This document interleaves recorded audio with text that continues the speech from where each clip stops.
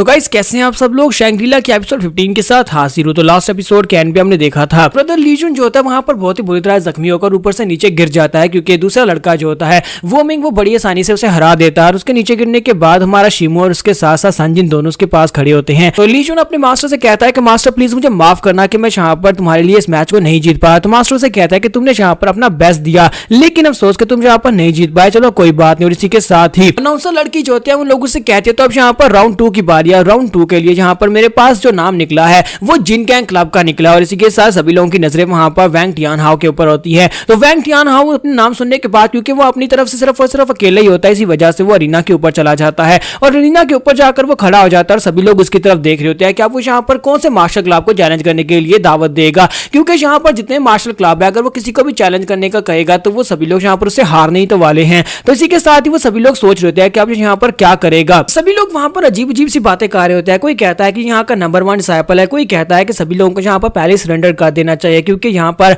यही इस मैच को जीतने वाला है, कोई भी इसके सामने टिक नहीं पाएगा। जबकि हमारा जीमू जो होता है वहां पर खड़ा होकर सोच रहा होता है। लोग देखते हैं कि यहाँ पर ये किसको चूज करेगा, क्योंकि मुझे पता है कि ये काफी ज्यादा स्ट्रॉन्ग है और मुझसे मिलने के बाद इसकी पावर लेवल और ज्यादा बढ़ चुकी है और अब यहाँ पर किसको चैलेंज करने वाला है। तो वैंग टियानहाओ जो होता है वहां पर उन सभी के सामने कहता है कि ये बहुत ज्यादा बोरिंग है, मुझे नहीं लगता कि मुझे यहाँ पर तुम जैसे कमजोर लोगों से फाइट करनी चाहिए। तुम्हारे जैसे कमजोरों से फाइट करने से तो अच्छा है कि मैं यहाँ पर थोड़ी देर के लिए सो लूं या नींद ले लूं। बात सुनने के बाद सभी लोग बहुत ज्यादा गुस्सा होते हैं। तो इसी के साथ ही वैंग टियानहाओ उनसे कहता है कि तुम सभी लोग वाकई में बहुत ज्यादा कमजोर हो। यहाँ पर इस अरीना में बहुत सारे कमजोर लोग हैं, लेकिन तुम में से कोई भी यहाँ पर मुझसे फाइट करने के लिए काबिल नहीं है। अगर तुम में से यहाँ पर कोई फाइट करने के लिए आता भी है तभी यहाँ पर वो हारने वाला है, तो फिर इस बात से क्या फर्क पड़ता है। फिर साथ ही वो कहता है कि मैं यहाँ पर उस लड़के से फाइट करना चाहूंगा जिसके पास सॉलिड अर्थ की बॉडी है। और इसी के साथ ही वो कहता है कि मैं होंग फी क्लब को चैलेंज करता हूँ। होंग फी क्लब के वो लड़का जो कि यहाँ पर स्पेशली आया है जिसके पास सॉलिड अर्थ की बॉडी है वो मुझसे आकर फाइट करे। ये बात सुनने के बाद मास्टर टियानलू जो होते हैं वो बहुत ज्यादा खुश हो जाते हैं, क्योंकि अगर इन दोनों की फाइट होती है दोनों में से एक यहाँ पर जीतेगा और उनको यहाँ पर सिर्फ एक ओपोनेंट को हराना पड़ेगा। और दूसरी तरफ से मास्टर ली सोच रहे होते हैं क्या ये वाकई में यहाँ पर इससे फाइट करने वाला है, लेकिन लगता नहीं है कि फी होंग क्लब के लोग यहाँ पर अपने ट्रम्प कार्ड को फिलहाल के लिए यूज करेंगे। तो शिमो कहता है कि देखते हैं कि यहाँ पर अब क्या होने वाला है। और इसी के साथ उस लड़के को दिखाता है जिसके पास सॉलिड अर्थ की बॉडी होती है। वो ये बात सुनने के बाद जल्दी से आगे बढ़ता है, जाकर रीना की सीढ़ियां चढ़ रहा होता है, लेकिन उसका सेक्टर मास्टर चिल्लाकर उसे कहता है कि यहीं पर रुक जाओ, क्या तुम यहाँ पर इस बार में भूल रहे हो मैंने तुम्हारे साथ एक एग्रीमेंट किया था, उस एग्रीमेंट के मुताबिक तुम यहाँ पर सिर्फ और सिर्फ एंड के ऊपर जाकर फाइट कर सकते हो। जब तक यहाँ पर हमारे सेक्टर के बाकी डिसाइपल्स हैं तब तक तुम्हें फाइट करने का मौका नहीं मिलेगा। तो ये बात सुनने के बाद वहीं पर रुक जाता है और इसी के साथ वो पीछे मुड़ आता है और कहता है कि तो बहुत ही बुरा है कि मुझे फाइट करने का मौका नहीं मिला। और इसी के साथ ही सेक्टर मास्टर जो होते हैं वो एक लड़के से कहते हैं गुजोंग जाओ तुम जाकर उसे फाइट करो, वैंग टियानहाओ के ब्लेजिंग स्पीयर टेक्निक्स को जाकर सामना करो और दिखाओ कि क्या वो वाकई में ब्लेजिंग स्पीयर आर्ट को मास्टर कर पाया या नहीं। तो वो उसे कहता है कि मास्टर क्या आपको वाकई में लगता है कि मैं उससे फाइट कर सकता हूं, लेकिन मैं उससे फाइट कैसे जीतूंगा। तो मास्टर चिल्लाकर उसे कहता है कि दफा हो जाओ, जल्दी जाओ जाकर उसे फाइट करो। इसी के साथ ही गुजोंग जो होता है वो अपनी तलवार उठाकर फाइट करने के लिए अरीना में पहुंच जाता है।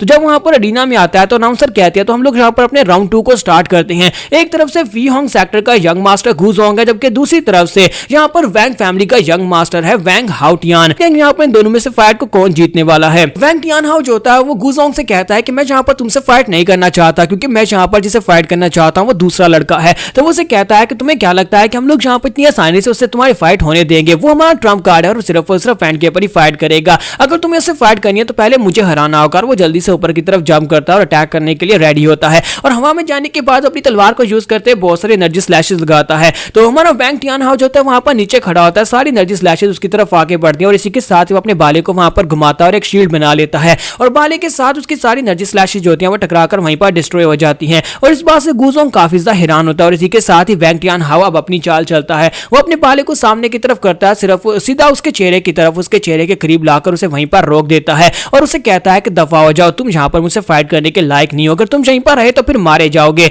जैसे वो उसे ये बात करता है इसी के साथ ही गुजोंग नीचे उतर जाता है। तो अनाउंसर लड़की कहती है तो हमारे पास यहाँ पर हमारा विक्टर आ चुका है। तो दूसरी फाइट को यहाँ पर वैंग टियानहाओ ने जीत लिया है। जैसे वहां पर वो अपनी फाइट को जीत लेता है तो बाकी के सभी लोगों में वहां पर एक शांति छा जाती है। वो सभी लोग खामोश हो जाते हैं क्योंकि उन्हें पता होता है कि वैंग टियानहाओ जो है उसकी पावर लेवल वाकई में काफी ज्यादा बढ़ चुकी है और वो यहाँ पर उन सभी को बड़ी आसानी से हरा सकता है। और हमारा शिमो भी वहां पर सोच रहा था कि मुझे लगता है कि इसने यहाँ पर अपनी पावर का 10 गुना भी यूज नहीं किया, मुझे लगता है कि ये पहले से ज्यादा स्ट्रॉन्ग हो चुका है। और इसी के साथ ही वो नीचे उतर कर आ रहा था और हमारा शिमो की तरफ देखता है, हमारा शिमो उसकी तरफ देखता है, लेकिन क्योंकि वो उसको पहचानता नहीं, क्योंकि जब उसने लास्ट टाइम इससे फाइट की थी उस वक्त हमारे शिमो ने चेहरे के ऊपर मास्क लगाया हुआ था, तो वो उसके पास चुपचाप गुजर जाता है। उसी के साथ ही नेक्स्ट पर्ची जो होती है वो टियानलू सेक्टर की निकलती है। तो टियानलू क्लब का जो मास्टर होता है एक लड़के से कहता है कि फेंग जी मैं चाहता हूं कि तुम वहां पर जाओ, जाकर फाइट करो। तो वो कहता है लेकिन मास्टर मेरी फाइट क्यों? तो उसका मास्टर से कहता है कि मैं चाहता हूं कि तुम वहां पर जाओ, जाकर फियोंग डोजो को चैलेंज करो। तो वो कहता है मास्टर लेकिन ऐसा कैसे हो सकता है? अगर मैं उनको चैलेंज करूं और दूसरी तरफ से सॉलिड अर्थ वाला वो लड़का जो मेरे से फाइट करने के लिए आ गया तो मैं पक्का मरूंगा। तो उसके मास्टर से कहता है कि नहीं, मुझे लगता है कि वो उनका पावर वेपन है और वो उसे एंड गेम पर ही यूज करने वाले हैं। उनके पास अभी भी वहां पर एक डिसाइपल बचा हुआ है। अगर तुम जाकर उनको चैलेंज करते हो तो दूसरा डिसाइपल तुमसे फाइट करने के लिए आएगा। मुझे पक्का श्योर है कि वो कभी भी अपने लड़के को तुमसे फाइट करने के लिए वहां पर नहीं भेजेंगे, क्योंकि अगर वो तुमसे फाइट करने के लिए उसे भेजेंगे तो सभी लोगों को उसकी पावर्स का पता चल जाएगा। तुम्हें मेरी बात की समझ आ रही है? तो वो कहता है जी मास्टर, मुझे आपकी बात की समझ आ गई। और इसी के साथ ही उनका जो डिसाइपल फी होंग होता है वो फाइट करने के लिए रेडी हो जाता है, जबकि मास्टर लू वहां पर सोच रहे होते हैं कि मेरे लिए यहाँ पर बहुत ज्यादा आसान है। इस तरह से हम लोग यहाँ पर जो है वो अपनी सेकंड पोजीशन को बड़ी आसानी से सेव कर लेंगे, क्योंकि एंड के ऊपर यहाँ पर वैंग टियान हाओ की फाइट होगी उस सॉलिड अर्थ वाले लड़के के साथ और दोनों में से एक बहुत ही बुरी तरह जख्मी हो जाएगा। और उसके बाद अगली फाइट में मेरा जो नेफ्यू है वो इस फाइट को जीत जाएगा और उसके बाद हम लोग यहाँ पर फिर से टॉप पोजीशन के ऊपर आ जाएंगे। अब किसी के साथ उसका भतीजा उसे कहता है कि अंकल मुझे वहां पर फाइट करने के लिए जाने दो, मुझे जाकर उसको चैलेंज करना है। जब किसी के साथ उसके अंकल उसे कहते हैं नहीं बेटा, तुम यहाँ पर हमारे ट्रम्प कार्ड हो, मैं तुम्हें फाइट करने के लिए कैसे भेज सकता हूँ, तुम एंड की फाइट करोगे और जाकर हमें जीत दिलाओगे। और इसी के साथ ही वहां पर रेफरी लड़कियों लोगों से कहते हैं तो फिर ठीक है, हम लोग यहाँ पर अपने इस राउंड को स्टार्ट करने वाले हैं। तो एक तरफ से टियानलू डोजो से फेंग ली होता है, जबकि दूसरी तरफ से जैसा मास्टर ने कहा था बिल्कुल वैसे ही होता है। फियोंग सेक्टर की तरफ से यहाँ पर एक और लड़का आता है, यानी कि दूसरा लड़का जिसका नाम जिया वीसी होता है। तो जिया वीसी जो होता है वहां पर फाइट करने के लिए रेडी होता है। तो वहां पर फाइटिंग स्टार्ट होती है तो फेंग जी जो होता है बड़ी तेजी के साथ आगे बढ़ता है, जाकर उसे एक जबरदस्त किक मारता है। लेकिन इसी के साथ ही जिया जो होता है अपने वेपन को सामने करते हुए उसके अटैक को ब्लॉक करता है और साथ ही अपने भाले के साथ उसके ऊपर अटैक करता है। वो उसके ऊपर लॉन्ग रेंज अटैक करता है, लेकिन जो फेंग जी होता है वो जल्दी से जंप करते हुए पीछे की तरफ हट जाता है। वो उल्टी बाजी खाते हुए पीछे हटता है, फिर साथ ही जंप करते हुए उसको किक मारकर फिर से पीछे की तरफ हट जाता है, जिससे वहीं पर वो लड़का जिया जो होता है ग्राउंड के ऊपर गिर जाता है। तो मास्टर टियान इस बात से बहुत ज्यादा खुश हो रहे थे और कहते हैं कि तुम बिल्कुल परफेक्ट कर रहे हो। लेकिन इसी के साथ ही जिया वीसी जो उठता है उसे उठने के बाद से कहता है कि लड़के मैं यहाँ पर तुम्हें वार्निंग दे रहा हूँ कि मुझे इस फाइट में जीतने दो, चुपचाप यहाँ पर सरेंडर कर दो, क्योंकि अगर तुम सरेंडर कर दोगे तो बाकी सभी लोगों के मैचेस बहुत ज्यादा आसान हो जाएंगे। फेंग जी उसकी बात सुनने के बाद हंसना शुरू कर देता है और कहता है क्या तुम यहाँ पर मेरे साथ मजाक कर रहे हो? तुम्हें क्या लगता है कि तुम यहाँ पर मुझसे फाइट में जीत पाओगे? तुम मुझसे बहुत ज्यादा कमजोर और तुम इस फाइट को जीत भी नहीं पाओगे, फिर मैं यहाँ पर खुद से सरेंडर क्यों करूंगा? जबकि जिया वीजी उसे कहता है कि लड़के मैं यहाँ पर तुम्हारे साथ मजाक नहीं कर रहा, मैं अगर अपनी फाइट को हार जाता हूं तो मेरे हारने के बाद हमारे पास सिर्फ और सिर्फ एक ही बंदा बचेगा फाइट करने के लिए, यानी कि वो सॉलिड अर्थ वाला लड़का। वो पागल है, वो जिससे भी फाइट करता है उसका अंत बहुत ज्यादा बुरा होने वाला है।